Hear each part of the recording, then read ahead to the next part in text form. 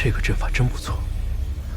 若我能有这么一套阵法，那小动物们就不会进我的洞府了。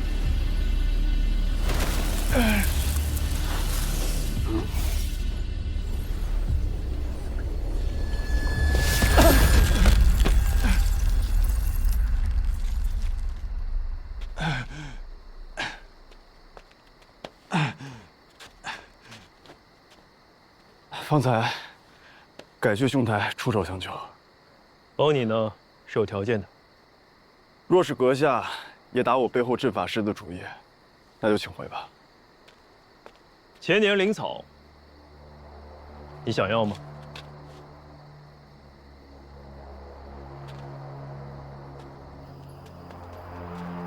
云霄阁。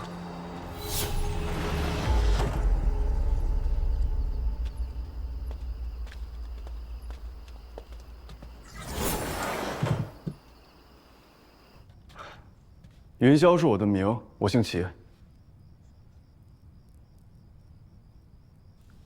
那株黄金枝是你的，你不是已经卖了吗？谁规定的？我就只能有一株啊。也对啊，那太好了，能否让在下看看？这样吧，你是买卖人，咱们在商言商。你亮出一件这儿的高阶宝物，我就把我的黄金枝给你看。这儿的宝物，兄台没有看上的。好，兄台，请随我来。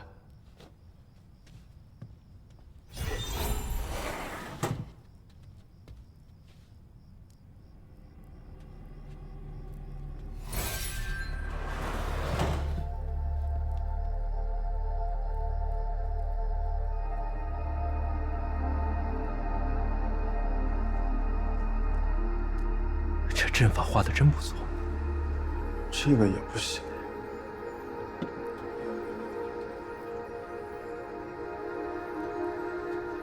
这个是……哎，不能碰。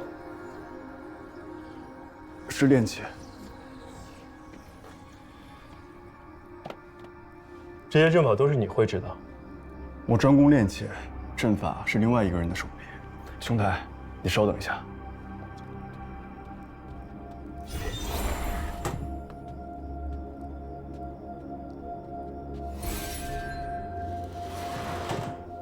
兄台，你看这颠倒五行阵如何？颠倒五行阵，就是刚才爆炸的阵法。刚才爆炸不是因为阵法不行，是我灵石不够，无法充能。我的颠倒五行阵是个半成品，只能发挥1/5的功效。但是即便如此，这也是1等1的防御阵法，抵挡筑基中期的攻击，也是没话说的。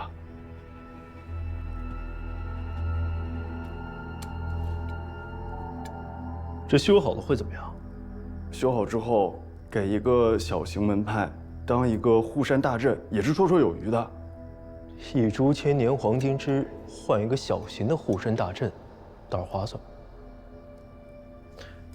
你这阵法是个残阵。哎，兄台，兄台，兄台，请留步。5年，你给我5年的时间，我一定将此阵修复如初。我绝对不会让你用千年黄金枝换一个残阵的。哼哼，兄台，不知您对炼器可否感兴趣？哼，你的意思是要教我炼器之术？实不相瞒，家族乃是神兵门内的一位长老，我的这些本事都是他教的。做法器，算是我的强项。哦，我还有一物。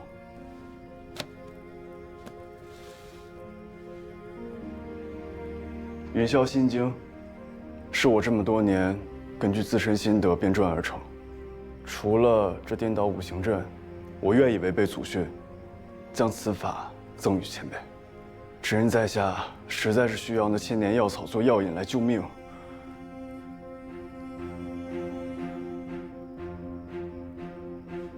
这样，我这刚好有几件材料需要炼化，就请你帮我炼制几道法器出来。至于这心经嘛，要是袭兄能将颠倒五行阵修好，我不会打开此书一页。你看如何？那千年黄金枝呢？你要这千年黄金枝，应该是去救人吧？你愿意不惜代价与我交换，足以证明你的诚意。人命关天的，我不会不给你。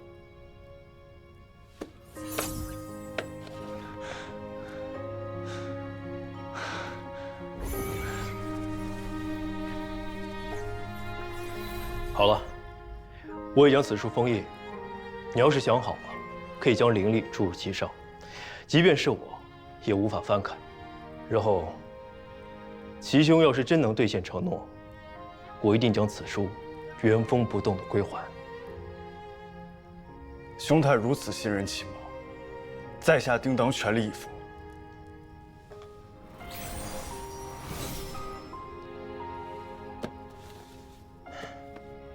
成交。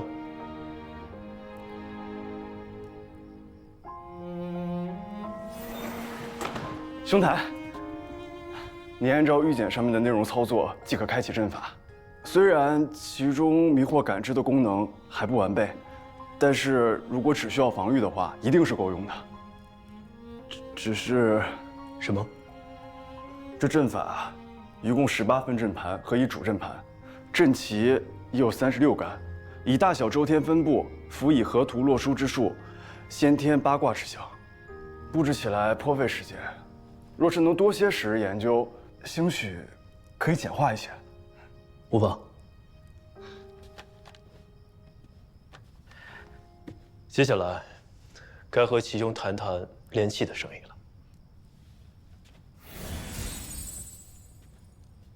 这些是2阶墨胶的外皮、尖角、獠牙，还有毒液。这些可是炼器师梦寐以求的高阶材料啊！你只看一眼便能认出，看来我没找错人。不知需要多久啊？半月足矣。韩兄放心，这些东西足够做好几件高阶法器了。哎，对了，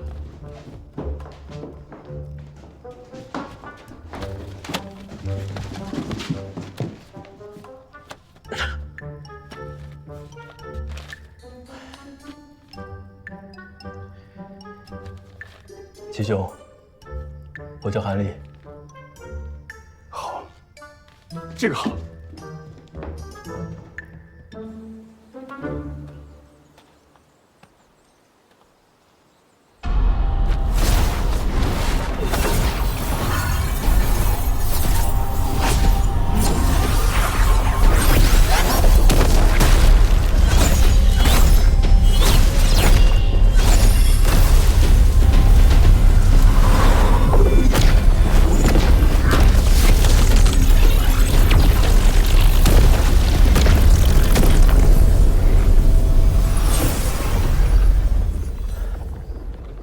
成了，不错，成了。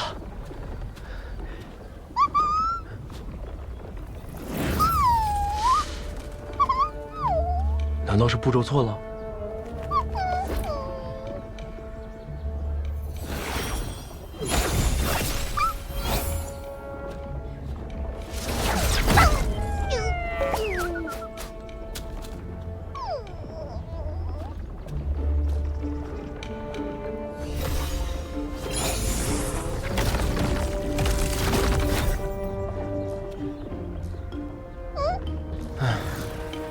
这事还真不能拖大，早知道和齐云霄问清楚了。这下得半月后取法器时再问了。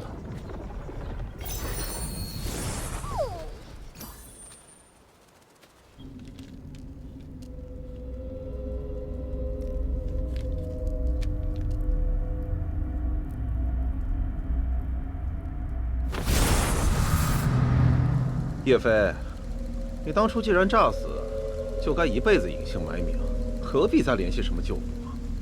叶飞也是你配叫的，当年在千竹教，你还得叫过一声少主。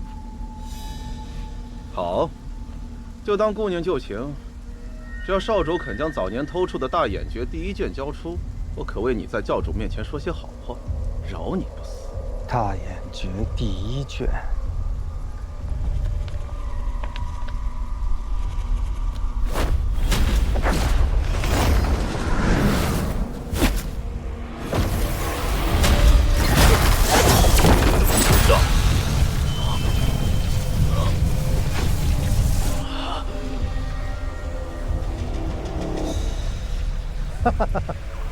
你还是跟以前一样，永远是那么天真，永远是我的手下败将。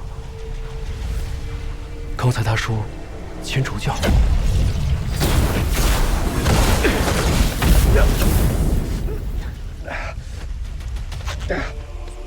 可恶，这种印记！什么人？出来！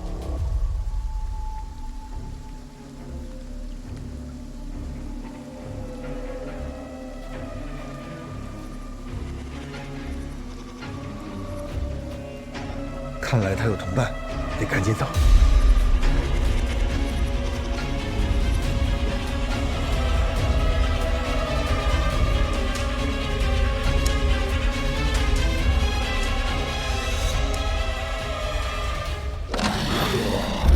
什么奇怪的东西？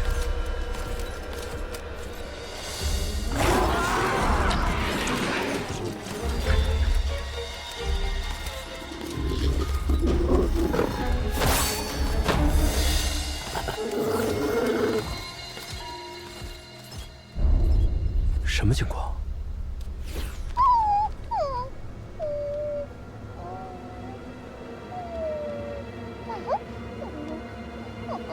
死了？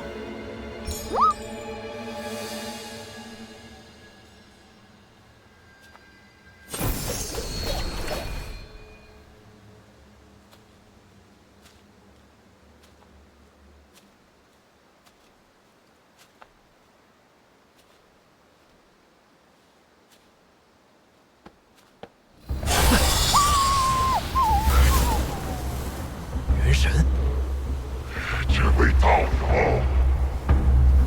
只要你肯再找个躯体让我夺舍重修，在下愿意把本门秘法大眼诀传授给你。一本残缺的功法有什么了不起？不就是能控制些傀儡吗？这功法能够开拓神识，修炼得当，能同时操控上百只傀儡，上百只啊！然后呢？还可以提高结丹几率。还可以提高结丹几率。别想恶心吧！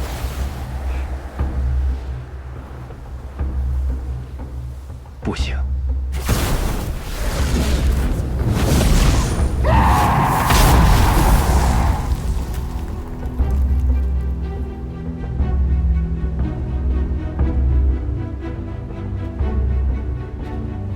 你的运气不好，我这辈子再也不会相信夺舍的人了。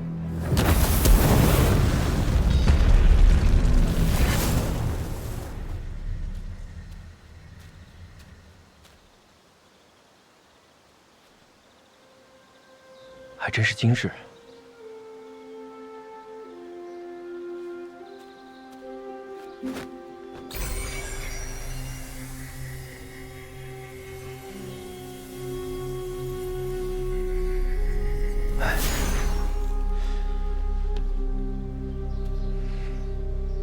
应该也是要用千竹教的秘法来操控的。会不会是他提到的大眼诀？要是有机会，一定要拿到。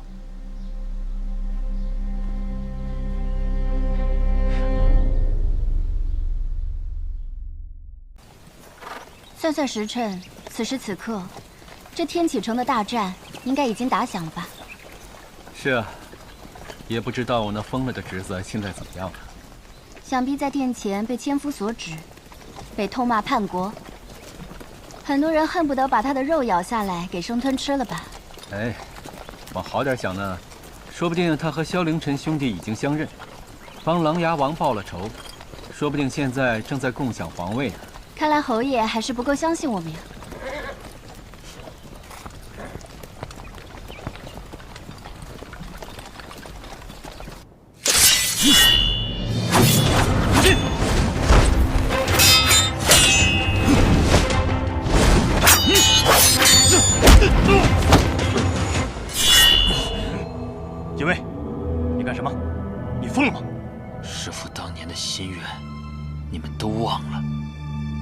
锦薇还记着，真是没想到，我们最后依托的，竟然是一个废物。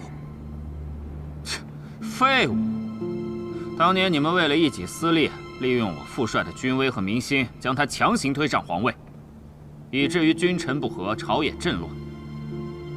我父帅为了大义，最后身死。难道你们最后还想让我助你们故技重施？卷轴上本就写着琅琊王的名字，他就应该是皇帝。真是笑话！听说过有人想当皇帝的，没听说过有人一定要当皇帝的。我父帅不喜欢那个位子，他不做，你能如何？我也不做，你又能如何？锦薇，不要再说了，不要一错再错。我的剑术确实不如你，如果不是师父，我5岁那年已经死了。我只想为他做一些事情。有件事情我要告诉你：杀死季玉的，不是我，也不是锦言，我们没有那样的能力。锦薇，将军，我们现在该怎么办？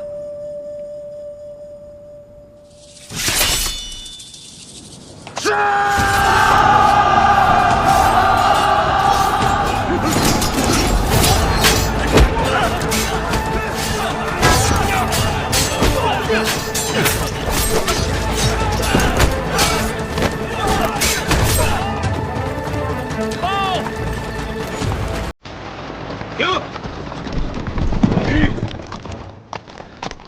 禀将军，前方有军队。军队？是陈奎的夏军前来会合了吧？以他的速度，应该要慢一些来才是。不是夏军，是守卫天启城的王离天军。王离天军？前辈，天军可信。真的是王离天军？他们怎么会出现在这里？想必程叔叔应该很疑惑吧？为什么我爹在攻打着天启城，我却带着王离天军出现在这里，阻拦着上军和下军？唉，有时候侍奉的人太厉害，我这谋士也显得有些多余了。我原本还有几分担忧，但是看到他们畏畏缩缩的样子，现在多了几分自信。看来萧瑟真的下对了那部扭转局面的棋啊！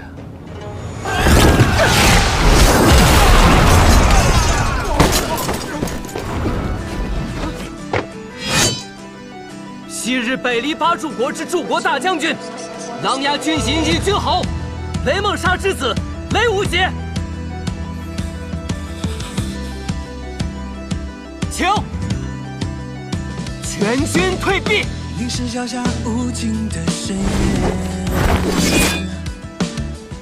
昔日北离大都护，琅琊军统帅萧若风之子，琅琊王萧凌晨，请全军退避。不顾一切向前，无法抗拒的心跳随着呼吸改变。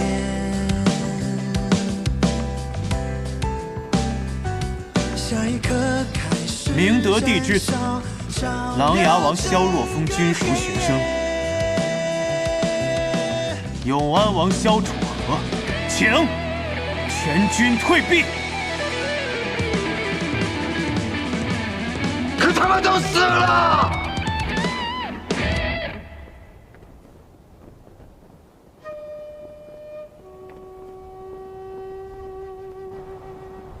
北离大都护，一军口都死了！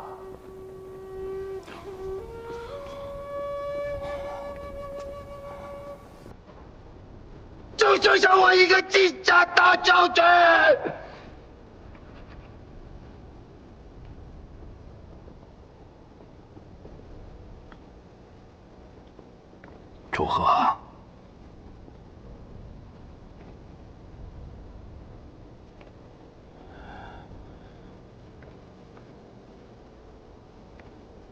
儿臣在。宣旨。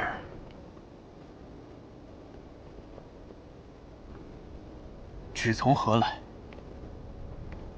顾念，你宣。儿臣遵命。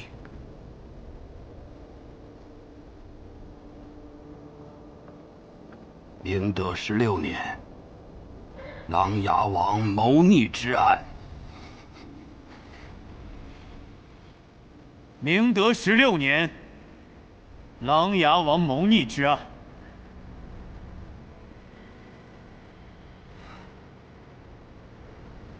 属孤，误判。父皇，您这是要下罪己诏啊！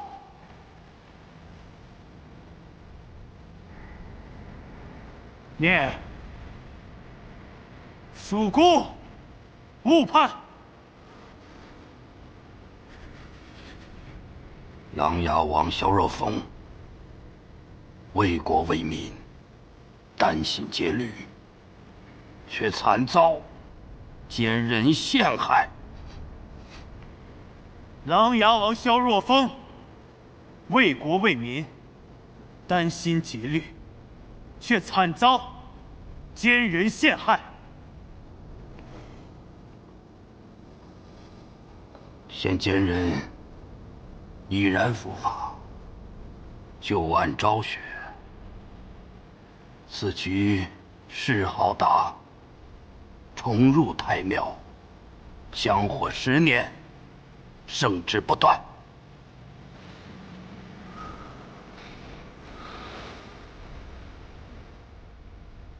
现奸人已伏法，旧案昭雪，次其谥号达，重入太庙，香火10年，圣旨不断。其子萧凌晨承其爵位，袭琅琊王，赐宣武将军，可重召琅琊旧军，并3军之外，直隶帝王。其子萧凌晨承琅琊王爵位，袭琅琊王，赐宣武将军，可重召琅琊旧军，并3军之外，直隶帝王。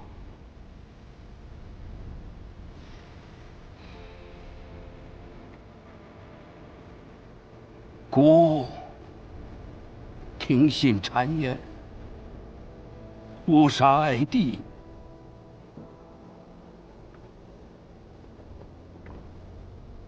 愧悔无地。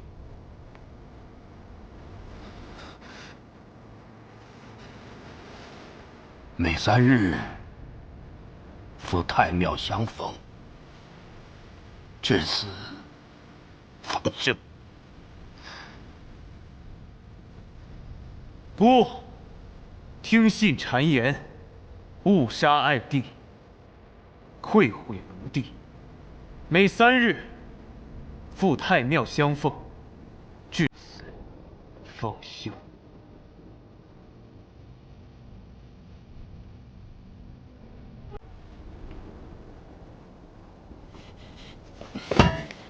臣领旨。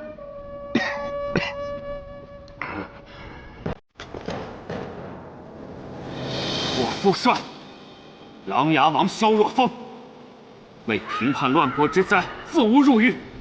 当年天启成乱之夜，乃是我与父帅亲手谋划。我父帅为了国家安定，舍一身荣耀于法场上自刎以定天下。尔等作为我父帅的马后之兵，不以将军之令为首，反兵至皇城，要谋乱天下，还配得上琅琊军3字吗？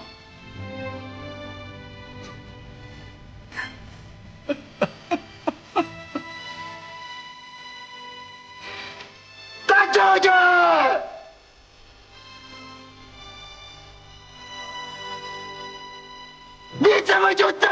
愿意做皇帝啊！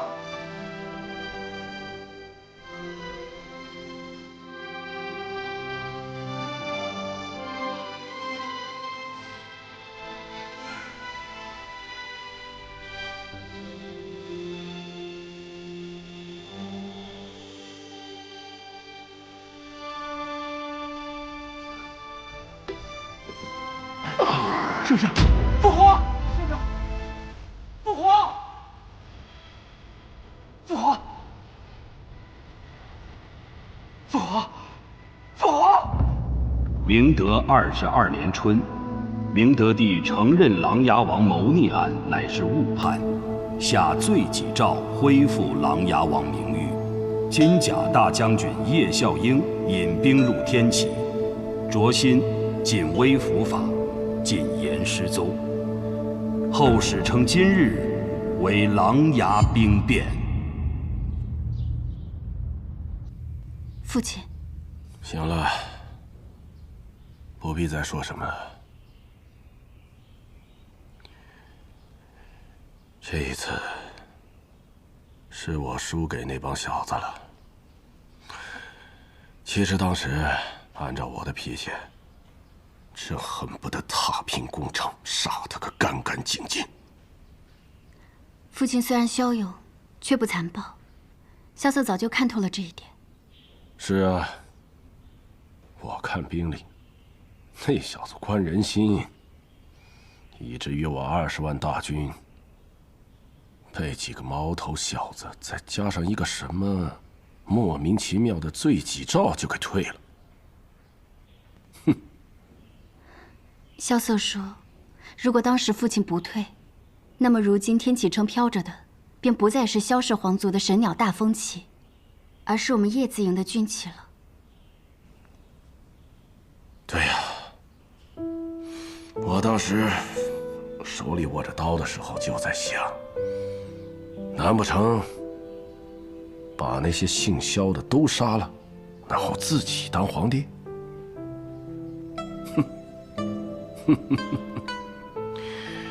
可是你爹杀朕杀人还行，哪里做得了皇帝？所以也就罢了。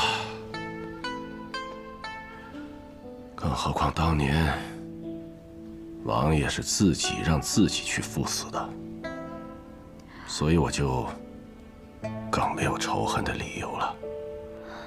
父亲，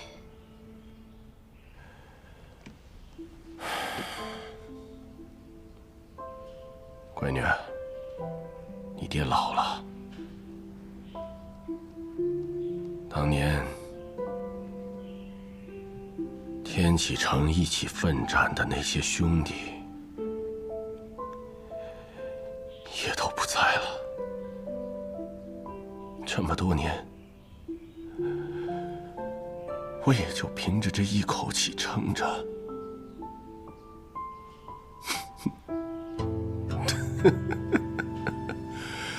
现在也没了，没了。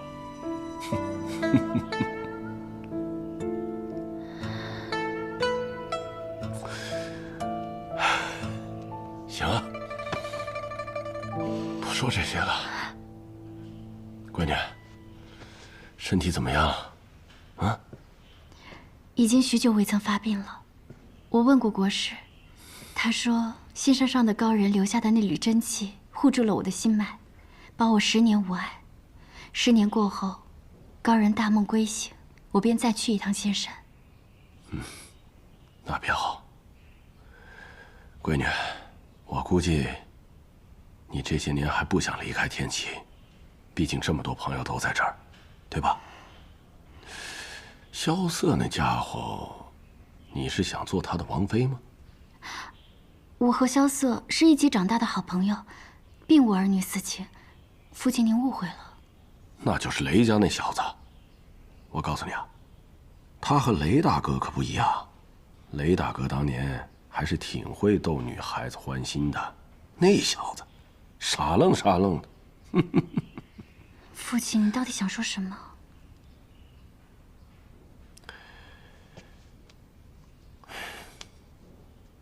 闺女啊，爹是在想，爹走了之后，谁来照顾你呀？父亲要去何处？傻闺女，这番事情之后，你以为你爹还能待在朝中啊？哼！明德帝不降罪于我，那是因为他不敢。我若不知罪辞官，那下面那些人总会以为我还想再打一仗，那他们连觉都睡不安稳。这样，你替我拟份折子，就说告老还乡。当然，也别急着给，等他1个月，让那些满怀鬼胎的人这个月都睡不踏实。嗯？父亲要去伏羲山。对呀，你娘就葬在那儿。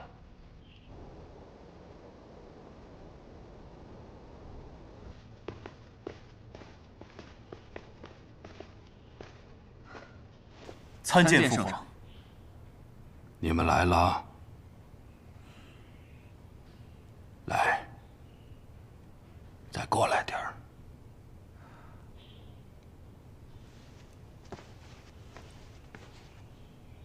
这次的事情是你们2人一起商量的吗？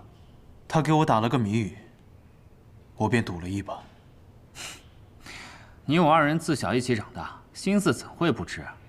你明明是听了我那句话，才能做出这般奇诡的调兵的。打开城门迎接叛军，派王离天军去挡2支秦王之师，亏你想得出来！说他不是琅琊军的内应，我都不敢相信。父皇，阻挠秦王之师一事，是儿臣一人所为，还望父皇莫要怪罪皇叔。姑明白你派军拦他们的意图，如今姑病重不起，社稷动荡，军中难免会有异心。你这次的行为，避免了多方的冲突，没有折损北离的英勇将士，做得很好。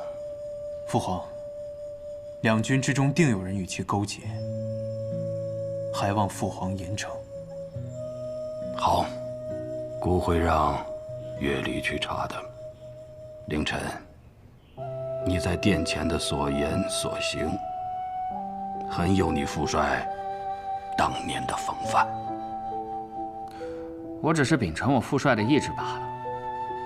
若凌晨真的谋乱拿了皇位，以后到了下面，我父帅见着我，非得拿起马鞭抽死我不可。更何况我这性格当不了皇帝的。哎，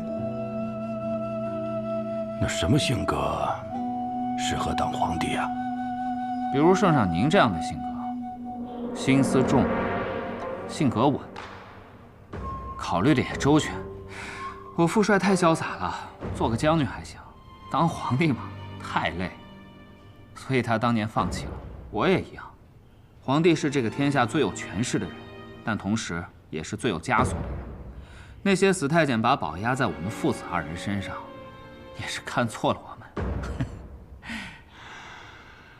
哎呀，当年我们兄弟2人，一个为君，一个为帅，本以为北离的国运掌握在我们手中，可以昌隆制胜，却没想到反被他人利用了。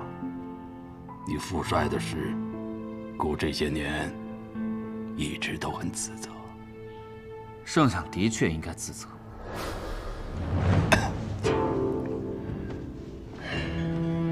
说下去。那件事我如今已经了解的差不多了。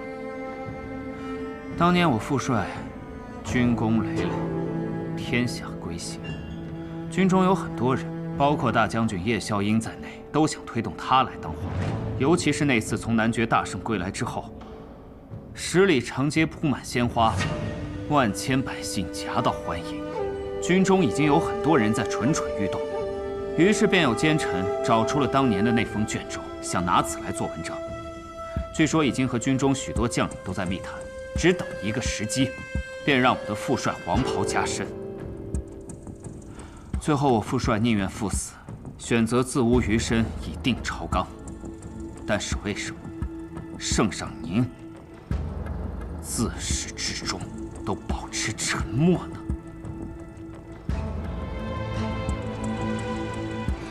我明白，这是你们君臣之间的默契。你清楚他的打算，他明白你的心思。可是当年，其实还有第二种办法呀。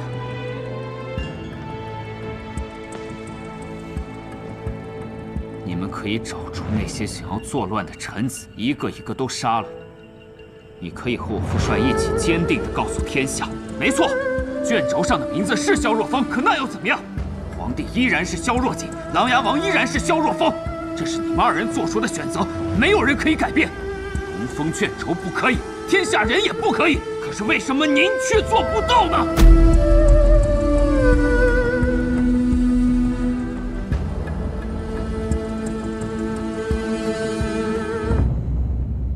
因为那么做有风险，那样做会让您的皇位不稳。它会严重影响到天启城的安定。那些在夺嫡之战中败落下来的王爷们，随时会兵至天启。朝中反对您的大臣们也会伺机而动。圣上，凌晨说的对吗？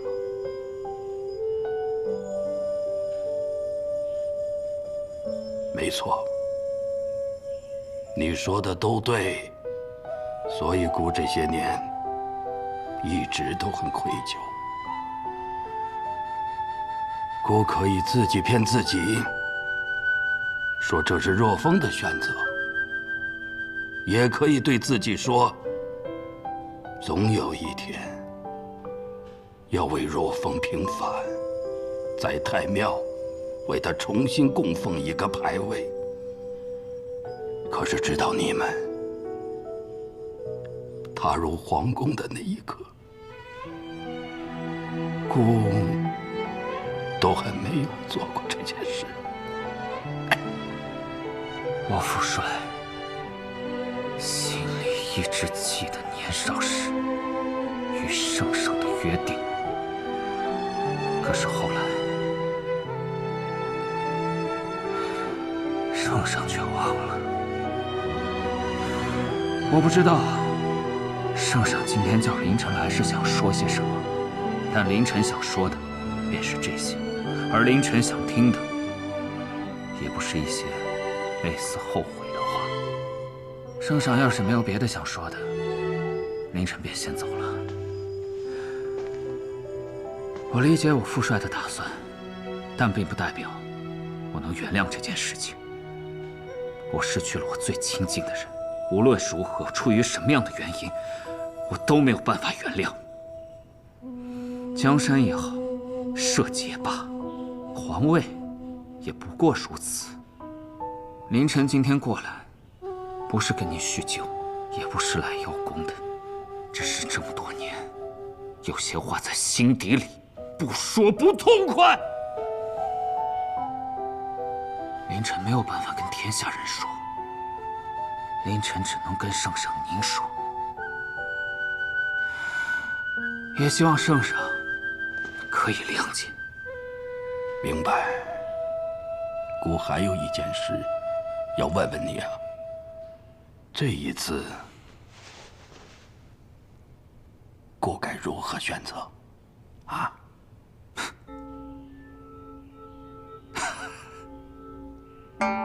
圣上，其实很简单，您最痛恨哪位皇子，就把皇位留给他。皇上这个位置啊，注定是孤家寡人，做不痛快的。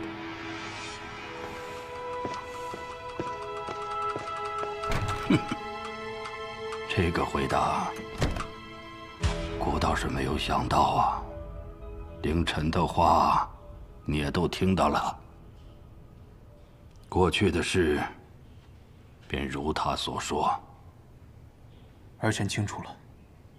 当年，顾害怕那些乱臣再打你的主意，所以一狠心把你贬出了天启。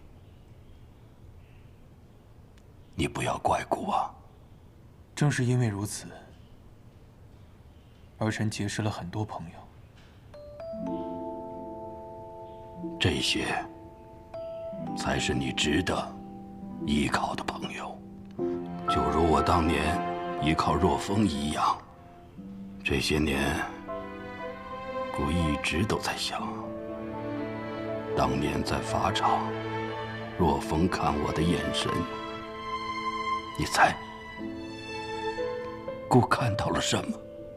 那日儿臣并不在场，不过我猜，你在他的眼中看到了失望。他在百姓的眼中是神人，他在百官面前是圣人。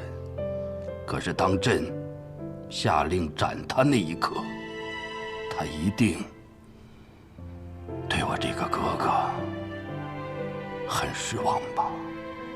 父皇，说，儿臣有事也想问，但是怕说了之后你会难过。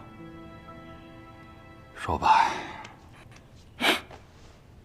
既然今日把你们都唤来，就是要你们说完当年的那件事。说吧。我在想，当年的情势是否真的有那么紧急？从琅琊王被诬入狱，直到问斩，这之间的时间过得是不是太快了？倘若不斩他，真的会引起叛乱。那叛乱真的有这么容易爆发吗？如果真是如此，那么那些人又怎么会任由他被杀死呢？你说了凌晨不敢说的话。祝贺，你很好啊，这么多年你是一点都没变呐。是，姑那么快就杀了他，是因为姑惶恐啊。其实没有那么多的原因，就是因为姑在那一刻成了被捆绑在皇位上的人，知道吗？多谢父皇解除儿臣疑惑，儿臣告退。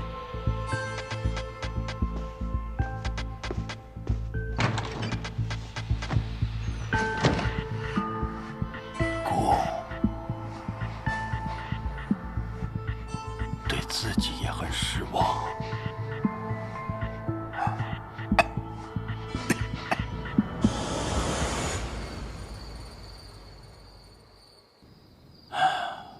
这一次输得太彻底了，太彻底了呀！殿下，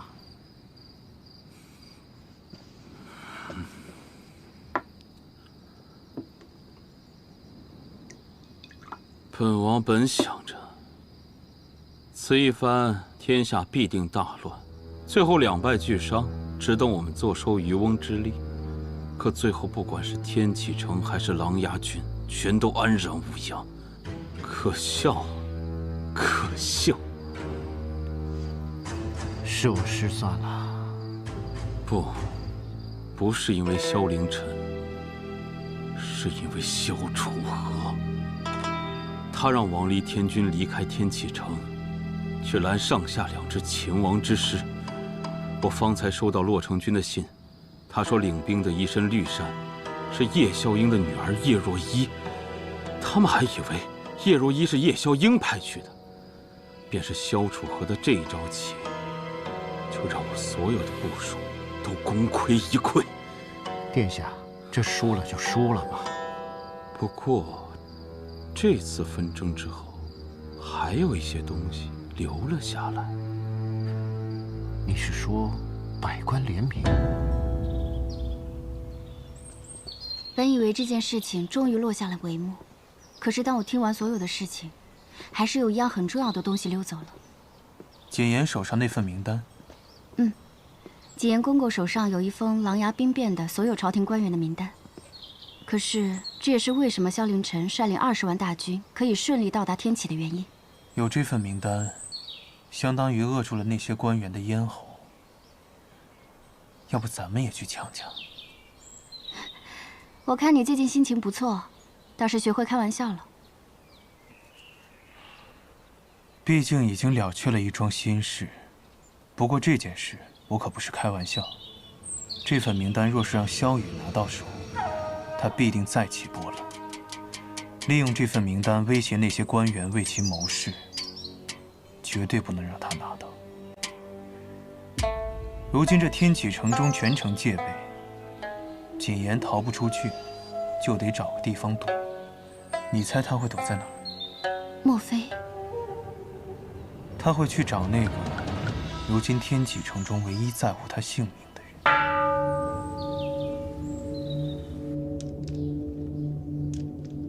有件事我要告诉你，杀死锦玉的不是我，也不是谨言，我们没有那样的能力。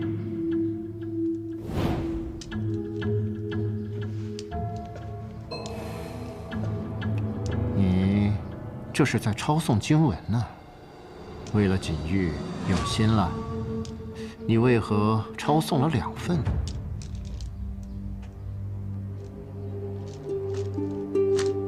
另一份是给锦薇的。锦薇和我们兄弟一场，也是应该的。小时候，我不常与你们在一起，而谨言又一直跟着卓心公公。其实，你、锦玉、锦薇3个人是一起长大的吧？所以我要为他们报仇。锦玉的死的确有蹊跷，尚有仇可寻。而锦薇死于谋乱，又能找谁去报仇呢？琅琊军能够这么顺利进入天启城，恐怕他们自己都没有想到吧。这一切的背后，我总觉得有一双手在推动着发展，而锦薇他们只是一颗棋子罢了。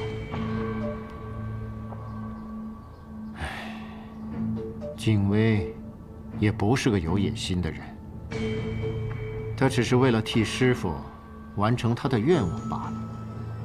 不过有一个人，他绝对不会是我们的兄弟。你说谨言？是，他必须死。倘若他来找你的话，你留住他，然后告诉我。但如果你不这么做的话，5大件以后只剩下1个人了。你在威胁我？不是威胁你，我是怕你做傻事而已。大剑，你也卷入了这次夺嫡，你支持赤我，那又如何？但是5大剑只应该对明德帝一人忠诚。你知道当年师傅他们为什么在琅琊王撕毁卷轴之时一言不发吗？他们呢，当时早就屈服于新的帝王威严之下了。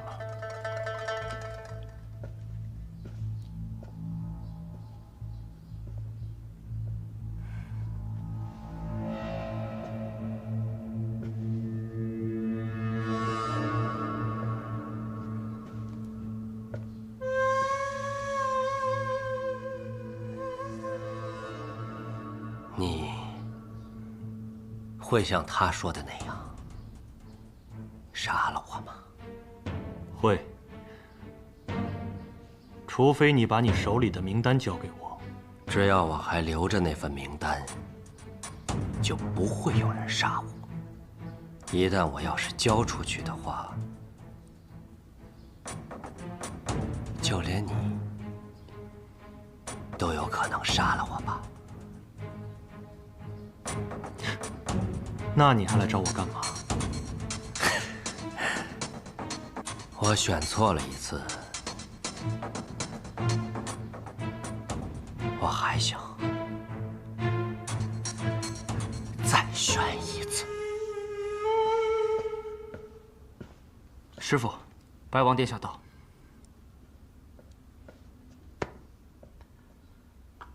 这天启城中，应该没有别的茶能比锦仙公公这里更好了。殿下谬赞了。不过，殿下来此，恐怕不光是为了品茶吧？当日在泰安殿前，卓心、锦言、锦威三人用伪造的龙峰卷轴企图叛乱。虽然龙峰卷轴已毁，不过锦言手中还有一个卷轴。这个卷轴上是百官联名的手书。既然大家都说这龙峰卷轴是伪造的，那么手书也可以是伪造的。可当时所有人都已经听见了，此事已经传开，朝野上下很在意这件事情。所以殿下也对那份名单有兴趣。父皇已经下了口谕，从今日起，本王代大理寺卿负责彻查此事。白王居然去了红钦殿，看来大家都猜到了，锦仙公公是锦言公公最后的救命稻草。只不过，锦仙公公的交道可不好打。二哥有圣上口谕，天启上下就没有他不能打的交道。毕竟谁都不想下天狱。有一件事情我不明白，圣上为何要将此事交给白王？二哥为人做事稳重，交给他去做，才能够服众。我们呢？我们才是解决了这场兵乱的人。我们在他们眼中是琅琊王君一伙的，让我们去查，只怕天启城中的那些官员都会寝食难安。那我们怎么办啊？既然此事已经交给了白王，我们很难参与其中，总不能明抢吧？方才我们白小堂迎来了一位特别的主顾，锦仙的人。你这么聪明，就会显得我很呆。说吧。锦仙公公已经联系我们了，说会把锦言送到我们白小堂，让我们把他保护起来。那太好了，等锦言被送到白小堂，我们就把他抓起来，这样手术不就是我们的了？姬雪虽然是我们的朋友，但是白小堂这么多年的声誉，可不能毁于一旦。情分是情分，生意是生意。那我们怎么办？自然是等一等锦仙公公的条件了。不能就这么等下去。我已经猜到锦仙公公的所需了，我们需要为此做准备。若依，外面的情况怎么样？外面盯梢的人又比以前多了许多，整条街都被探子给包围了。以前只有白王和赤王两家盯着我们，但如今半个天启城的人都在盯着我们，我们的敌人又比以前多了许多。对这支手书感兴趣的可不止我们一家，相信湘雨那边现在也有很多人在盯着他。我们的敌人，自然也就是他们的敌人。